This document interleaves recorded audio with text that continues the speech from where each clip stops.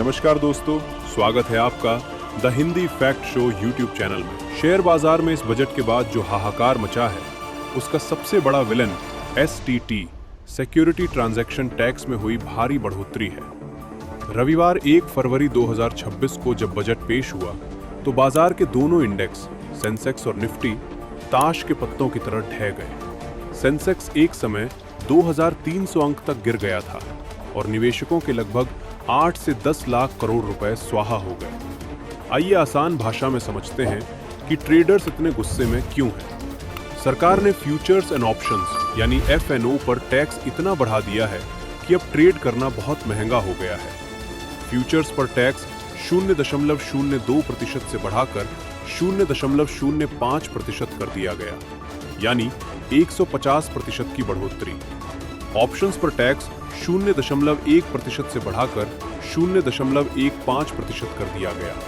अब एक आम ट्रेडर को मुनाफा कमाने के लिए शेयर की कीमत में पहले से कहीं ज्यादा उछाल की जरूरत होगी, क्योंकि उसका एक बड़ा हिस्सा तो टैक्स में ही चला जाएगा। वित्त मंत्री ने साफ कहा कि ये बढ़ोतरी एक्सेसिव स्पेकुलेशन को रोकने के लिए है।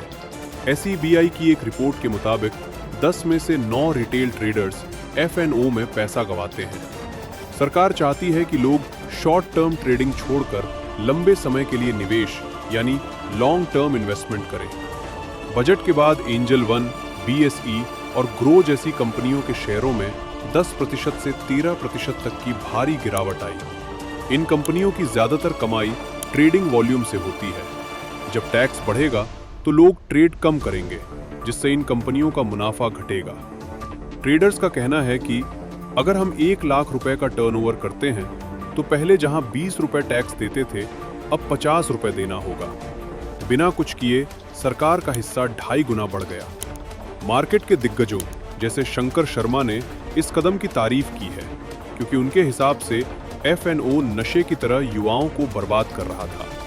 लेकिन रिटेल ट्रेडर्स के लिए ये किसी झटके से कम नहीं है, क्योंकि उनकी कॉस्ट ऑफ ट्रेडिंग अचानक बहुत बढ़ गई है। दोस्तों, आइए जानते हैं ये STT क्या है। STT का पूरा नाम सिक्योरिटीज ट्रांजैक्शन टैक्स है।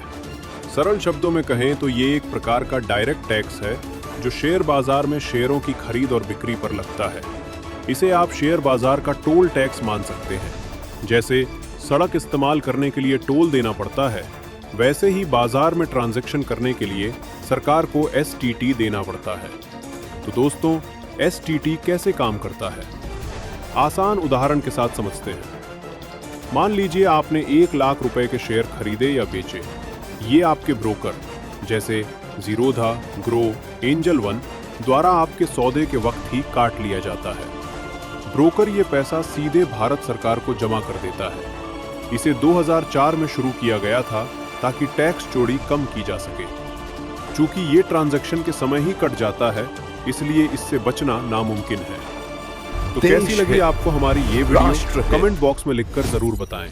और ऐसी ही नॉलेजेबल वीडियोस के लिए हमारे चैनल को सब्सक्राइब कर लें। जय श्री राम।